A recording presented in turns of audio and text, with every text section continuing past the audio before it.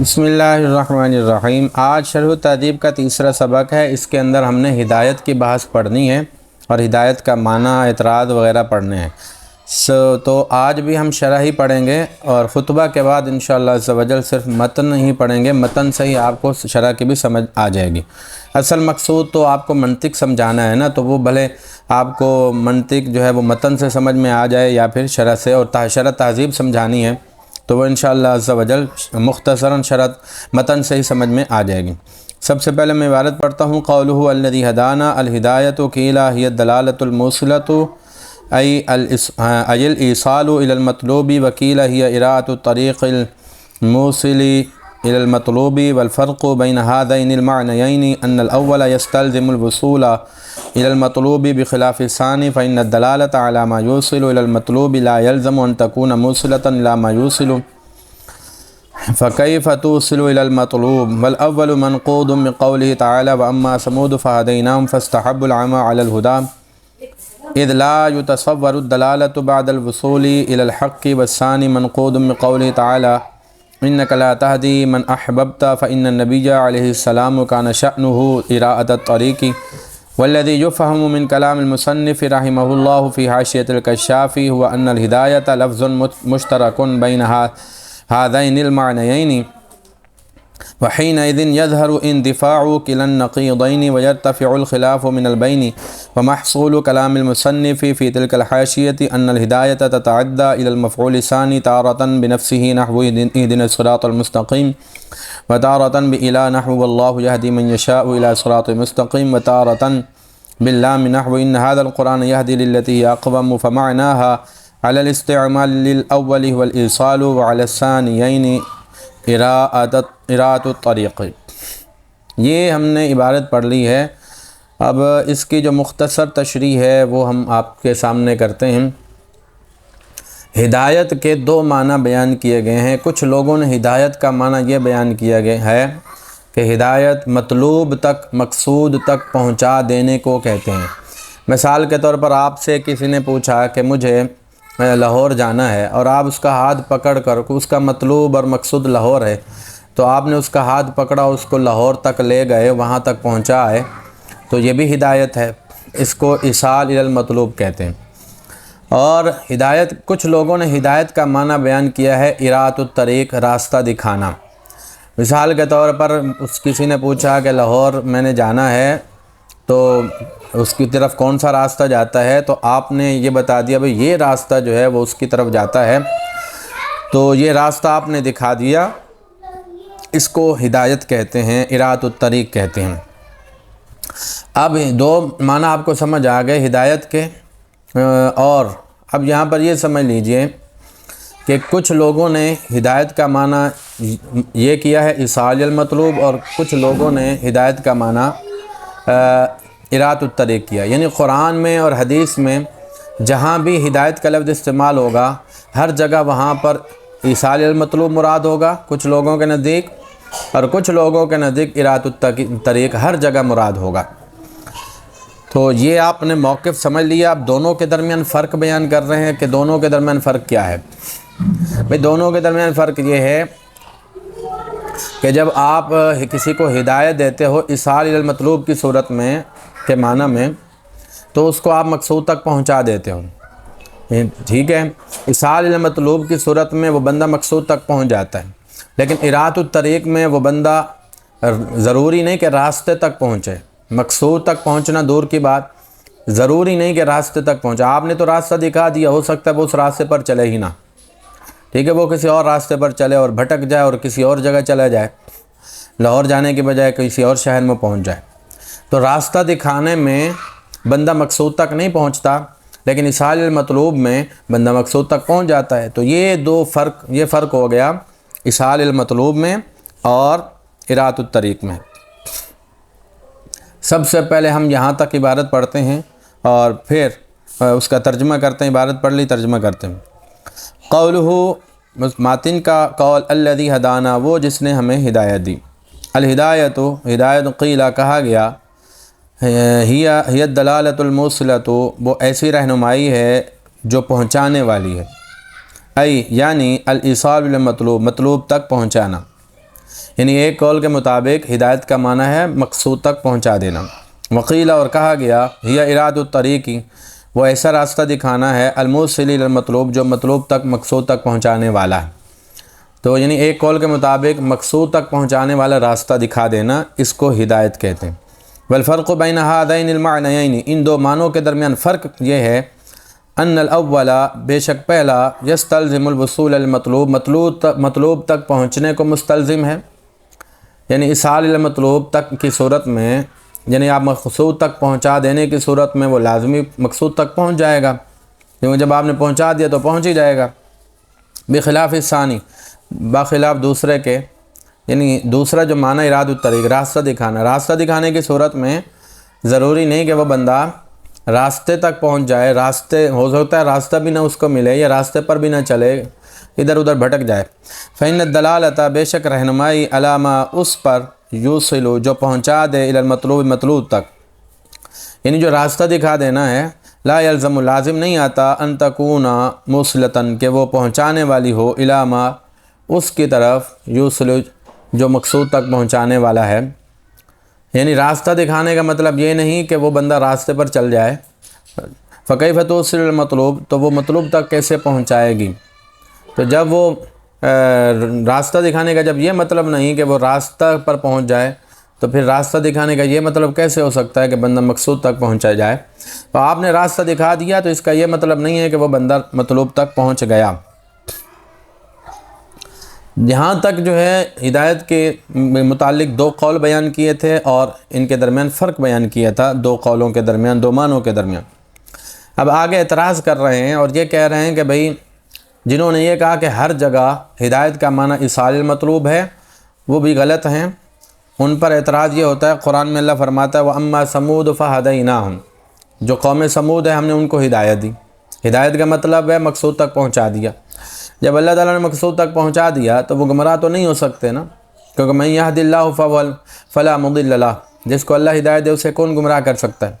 تو جب اللہ نے قوم سمود کو پہنچا دیا مطلوب تک، تو فَاسْتَحَبُّوا الْعَمَىٰ عَلَى الْهُدَىٰ، انہوں نے گمراہی کو پسند کر لیا ہدایت پر، تو پھر وہ گمراہ کیسے ہو گئے؟ اس کا مطلب یہ ہوا کہ یہاں پر ہدینا میں جو ہدایت کا معنی ہے وہ اراد الطریق ہے، اور مطلب یہ ہے کہ ہم نے قوم سمود کو راستہ دکھایا، لیکن انہوں نے وہ ہدایت کا راستہ پر چلنے کے بجائے گمراہی کے راستے پر چل پڑے، تو یہ معنی درست ہے یہاں پر۔ تو مقصود تک پہنچنے والا معنی تو یہاں پر بنتا نہیں۔ تو آپ کی یہ بات غلط ہے کہ ہر جگہ ہدایت کا معنی ایصال المطلوب ہے، تو یہ ان کا رد کر دیا جو کہتے ہیں کہ ہر جگہ ہدایت کا معنی ایصال المطلوب ہے۔ ان کو کہا کہ آپ کی بات غلط ہے، ہر جگہ اس کا مطلب اس ہدایت کا معنی ایصال المطلوب نہیں ہے۔ اب جو لوگ یہ کہتے تھے کہ ہر جگہ ہدایت کا معنی اراد الطریق ہے، تو راستہ دکھانا ہے، تو ان کو بھی کہہ رہے ہیں کہ آپ کی یہ بات بھی غلط ہے۔ کیسے غلط ہے جی؟ کیونکہ اللہ تعالیٰ فرماتا ہے اِنَّكَ لَا تَهْدِي مَنْ أَحْبَبْتَ، آپ بے شک آپ ہدایت نہیں دیتے جسے آپ چاہیں۔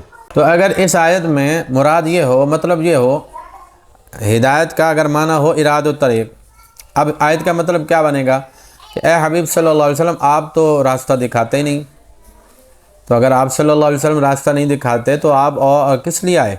یقیناً راستہ دکھانے کے لیے آئے، ہدایت کے لیے آئے۔ آپ کی تو شان ہی یہ ہے، آپ ساری زندگی راستہ ہی دکھاتے رہے، تو آپ کا کام ہی راستہ دکھانا تھا، تو یہ معنی غلط بن جاتا ہے۔ اگر ہدایت کا معنی یہاں پر اراد الطریق کرتے ہیں نا، تو آیت کا معنی غلط بن جاتا ہے، تو پھر آپ صلی اللہ علیہ وسلم کی جو ہے نا وہ ایک شان جو ہے وہ ذمہ داری ہے، اس کی نفی ہو جاتی ہے۔ تو آپ کا اگر کام نہیں ہے راستہ دکھانا، تو پھر کس کا کام ہے راستہ دکھانا؟ نبی کا کام راستہ دکھانا نہیں تو کس کا کام راستہ دکھانا؟ تو یہ بات آپ کو سمجھ آ گئی کہ ہر جگہ قرآن و حدیث میں ہر جگہ ہدایت کا معنی اراد الطریق بھی نہیں ہے، ہر جگہ ایصال الی المطلوب بھی نہیں ہے۔ اب سوال پیدا ہوتا ہے کہ اگر ہر جگہ یہ والا معنی بھی نہیں ہے، وہ والا معنی بھی نہیں ہے، تو پھر کون سا معنی مراد ہے؟ تو پھر اس کا یہ جواب دے رہے ہیں آگے، لیکن پہلے ہم یہاں تک عبارت پڑھتے ہیں۔ آگے فرمایا والاول، اور پہلا معنی منقود، نقد وارد کیا گیا، یعنی اس پر اعتراض کیا گیا بقولہ تعالی، اللہ تعالیٰ کے فرمان سے، وَأَمَّا ثَمُودُ، بہرحال سمود ہم نے ان کو ہدایت دی، فَاسْتَحَبُّوا الْعَمَىٰ، انہوں نے گمراہی کو پسند کر لیا ہدایت پر، اذ لا یتصور، اس لیے کہ تصور نہیں کیا جا سکتا ضلالت و گمراہی کا بعد الوصول الی الحق، حق تک پہنچنے کے بعد۔ جب اللہ نے ان کو ہدایت دے دی، حق تک پہنچا دیا، جہاں پر اگر اصال مطلوب ہو تو اس کا مطلب ہوگا اللہ نے ان کو حق مطلوب تک پہنچا دیا، حق تک پہنچا دیا۔ جب وہ حق تک پہنچ گئے پھر گمراہ کیسے ہوگا؟ اس کا مطلب یہ ہوا کہ یہاں پر ہدینا کا معنی اصال مطلوب نہیں ہے۔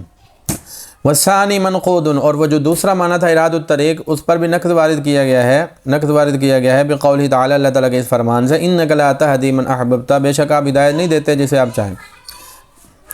تو اگر یہاں پر ہدایت کا معنی کریں اراد الطریق تو مطلب ہوگا کہ آپ راستہ نہیں دکھاتے، حالانکہ آپ صلی اللہ علیہ وسلم تو راستہ دکھانے کے لیے۔ فإن النبی علیہ السلام، نبی علیہ السلام کا نشان، آپ کی شان تھی اراد الطریق، راستہ دکھانا۔ تو بھئی یہ بات بھی آپ کو سمجھ آ گئی، نہ ہر جگہ اصال المطلوب معنی ہو سکتا ہے، نہ ہر جگہ اراد الطریق معنی ہو سکتا ہے۔ اب سوال یہ ہے تو پھر معنی ہے کیا یہ ہدایت کا؟ تو اس کا جواب آگے دے رہے ہیں، اور وہ یہ ہے کہ جو ہدایت ہے یہ لفظ مشترک ہے دو معنوں کے درمیان۔ مشترک کا مطلب یہ ہے کہ اصال المطلوب بھی ہدایت کا معنی ہے، اراد الطریق بھی ہدایت کا معنی ہے۔ کسی جگہ ہدایت کا معنی اصال المطلوب ہوتا ہے، کسی جگہ ہدایت کا معنی اراد الطریق ہوتا ہے۔ تو جہاں اصال المطلوب جو ہے نا وہ درست نہ ہو وہاں اراد الطریق معنی ہوگا، جہاں اراد الطریق درست نہ ہو وہاں ہدایت اصال المطلوب ہوگا۔ تو ہدایت جو ہے نا وہ لفظ مشترک لفظ ہوتا ہے، اور جو مشترک لفظ ہوتا ہے تو وہ پھر سیاق و سباق سے جانا جاتا ہے، معلوم ہوتا ہے کہ یہاں پر کون سا معنی ہے۔ جیسے آپ نے اس کے اندر پڑھا اصول الشاشی کے اندر ثلاثۃ قروء، قروء لفظ مشترک ہے، تو ثلاثۃ سے پتہ چل رہا ہے کہ یہاں پر قروء سے مراد حیض ہے، طہر نہیں ہے۔ تو اسی طرح ہدایت کا جو معنی ہے کہاں اصال المطلوب ہوگا، کہاں اراد الطریق ہوگا، تو اس کا پتہ کیسے چلے گا؟ سیاق و سباق سے پتہ چلے گا۔ اس کے لیے کوئی قاعدہ کلیہ بھی ہے یا نہیں؟ تو ہاں وہ بتا رہے ہیں کہ قاعدہ کلیہ ہے، مصنف بتا رہے ہیں، شارح نے مصنف کے حوالے سے بتایا ہے کہ مصنف نے وہ قاعدہ بتا دیا کہ جس کے ذریعے آپ کو پتہ چل جائے گا کہ یہاں ہدایت کا معنی اصال المطلوب ہے اور یہاں ہدایت کا معنی اراد الطریق ہے۔ تو اس کا قاعدہ یہ ہے کہ ہدایت کے دو مفعول ہوتے ہیں، ٹھیک ہے، کیونکہ ہدایت متعدی بدو مفعول ہے۔ تو اس کے جو دو مفعول ہوتے ہیں، جو دوسرا مفعول ہوتا ہے کبھی اس سے پہلے حرف جر ہوتا ہے الا، اور یا پھر لام ہوتا ہے حرف جر، ان دونوں میں سے کوئی ہوگا، یا پھر حرف جر بھی نہیں ہوگا، لام بھی نہیں ہوگا۔ حرف جر ہونے کی جب مثال میں آپ کو دے دیتا ہوں، واللہ یہدی من یشاء الی صراط مستقیم، یہ جو من یشاء ہے یہ پہلا مفعول ہے، صراط مستقیم دوسرا مفعول ہے، اور دوسرے مفعول سے پہلے الی حرف جر آ رہا ہے۔ اسی طرح آپ دیکھیں یہدی للتی ہی اقوم، تو یہاں پر جو ہے نا وہ یہدی کا پہلا مفعول معذوف ہے، دوسرا مفعول ہے التی، اور التی سے پہلے لام آ رہا ہے، تو یہاں پر جو ہے نا وہ لام آ رہا ہے۔ تو دوسرا جو مفعول ہوتا ہے نا اس سے پہلے کبھی لام آتا ہے، کبھی الا آتا ہے، اور کبھی ڈائریکٹ وہ مفعول بنتا ہے۔ تو یہ بات تین صورتیں ہو گئیں دوسرے مفعول کی، یہ ذہن میں رکھیں۔ تو جو پہلی صورت ہے نا جہاں ڈائریکٹ دوسرا جو مفعول ہے وہ اس سے پہلے حرف جر نہ ہو تو وہاں ہدایت کا معنی ہوگا اصال المطلوب، اور جہاں دوسرے مفعول سے پہلے حرف جر ہو تو وہاں پر ہدایت کا معنی ہوگا اراد الطریق۔ تو یہ سمپل سی مثال ہے، بات ہے، سادہ سی بات ہے، تو یہ قاعدہ یہ ذہن میں رکھ لیجئے۔ اب ہم اس کا ترجمہ کرتے ہیں۔ والذی یفہم، وہ بات جو سمجھی جاتی ہے من کلام المصنف، مصنف کے کلام سے، فی حاشیۃ الکشاف، کشاف کے حاشیے میں، یعنی وہاں پر انہوں نے یہ بات کہی ہے، ہوا وہ ان الہدایت، وہ یہ ہے کہ ہدایت لفظ مشترک، ایسا لفظ ہے جو مشترک ہے بین ہذین المعنیین، ان دو معنوں کے درمیان، یعنی ہدایت کا معنی اراد الطریق بھی ہے، ہدایت کا معنی اصال الی المطلوب بھی ہے۔ وحینئذ، اور اس وقت یظہر، ظاہر ہو جاتا ہے، اندفاع کلا النقیضین، دونوں اعتراضوں کا ختم ہو جانا ظاہر ہو جاتا ہے، یعنی اب کوئی اعتراض نہیں وارد ہوتا۔ ویرتفع الخلاف، و اختلاف اٹھ جاتا ہے من البین، درمیان سے، تو اب جو ہے نا تضاد بھی ختم ہو جاتا ہے۔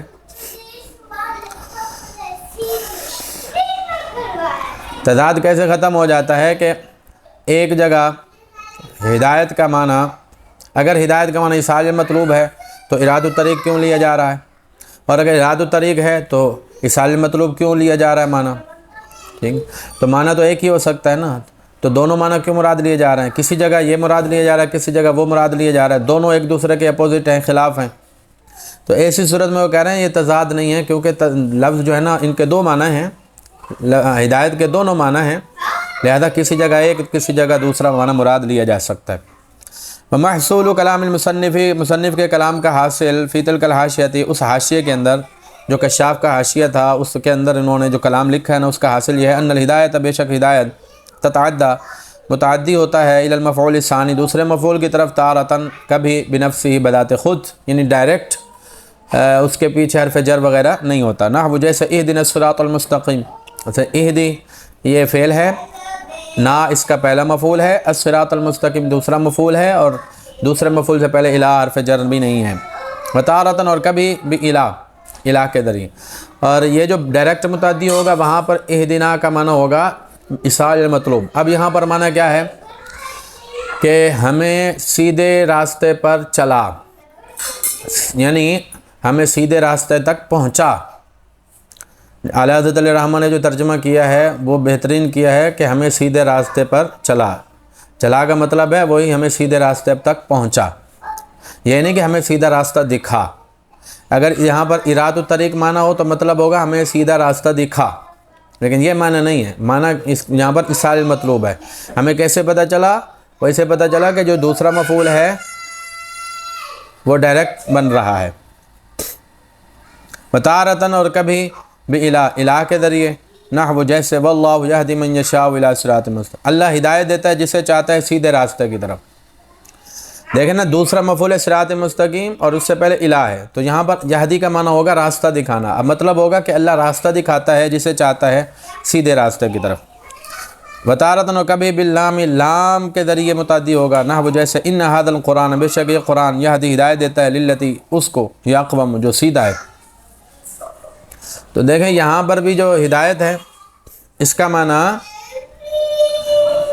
بے شک یہ قرآن ہدایت دیتا ہے اس راستے کی کہ جو سیدھا ہے. تو یہ التی دوسرا مفعول ہے اور اس مفعول سے پہلے لام ہے، تو یہاں پر جو معنی ہوگا نا وہ ہوگا اراد الطریق. اب مطلب یہ ہوگا ہدایت دیتا ہے اس کی جو سیدھا ہے، یعنی وہ راستہ دکھاتا ہے. فمعناها تو اس کا معنی علی الاستعمال اولی، پہلے استعمال پر، والإصال وہ پہنچانا ہے، وعلی الثانیین اور دوسرے دو معنوں پر اراد الطریق راستہ دکھانا ہے. تو آج ہم نے ہدایت کے معنی پڑھ لیے، ہدایت کی تفصیل پڑھ لی ہے، اور آگے پھر مزید اگلی ویڈیو میں ہم انشاءاللہ عز و جل آگے بڑھیں گے. اللہ تعالیٰ سے دعا ہے کہ ہمیں دین کی سربلندی کے لیے علم دین حاصل کرنے کی توفیق عطا فرمائے.